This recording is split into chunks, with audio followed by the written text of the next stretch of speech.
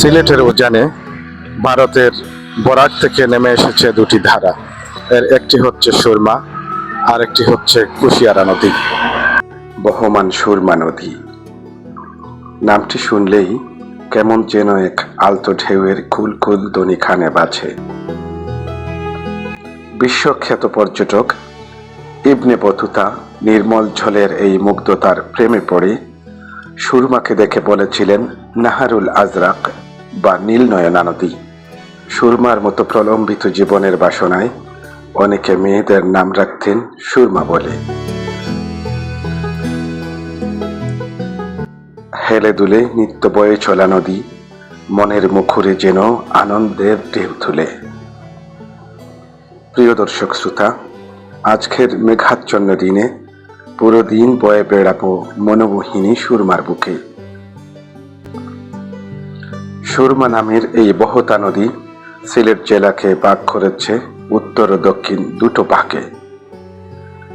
পুণ্যভূমি সিলেট তার সুখ্যাতি, ব্যবসা বাণিজ্য, ইতিহাস ঐতিহ্যের জন্য অনেকাংশেই এই সুরমার কাছে ঋণী।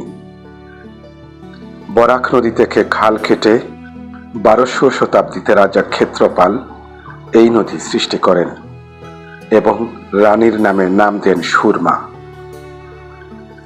আসামের পাহাড়ি নদী বরাক থেকে সিলেটে ঢুকেছে সুরমা এবং কুশিয়ারা হয়ে। এ যেন বরাক মায়ের ঔরসজাত যমজ দুটি বোন। সুরমা এবং কুশিয়ারা তার উৎসস্থল থেকে প্রবাহিত হয়ে 300 কিলোমিটার বাটিতে আজমিরিগঞ্জে আবার মিলিত হয়ে জন্ম দিয়েছে দেশের সবচাইতে প্রশস্ততম নদী মেঘনার। আর এই মেঘনা নদী আঁকাবাঁকা পথ মাড়িয়ে হারিয়ে গেছে বঙ্গোপসাগরে। দীর্ঘ এই নদী তার কূলে বসবাসকারী অসংখ্য মানুষের জীবন জীবিকার অবিচ্ছেদ্য অংশ।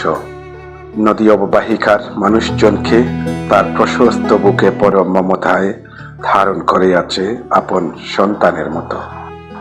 বর্ষায় ভারতের পাহাড়ি ঢলে বন্যাপ্রবণ এই নদীতে পানির প্রবাহ থাকে 30,000 কিউসেক। আসামের কাছাড় এবং বৈচিত্র্যের ঐশ্বর্যে ভরা বাংলাদেশের সিলেটকে নিয়ে গড়ে উঠেছে আকর্ষণীয় সুরমা অববাহিকা। বিশ্বখ্যাত পর্যটক ইবনে বতুতা নির্মল জলের এই মুগ্ধতার প্রেমে পড়ে সুরমাকে দেখে বলেছিলেন নাহারুল আজরাক বা নীল নয়না নদী।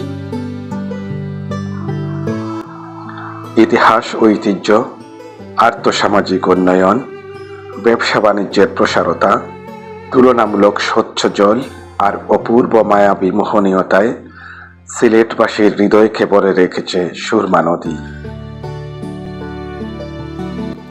ভিডিওটি ভালো লাগলে লাইক শেয়ার দিন, সাবস্ক্রাইব করে পাশে থাকুন। মাহিম চৌধুরী, সুরমা পার, চাঁদনীঘাট, সিলেট।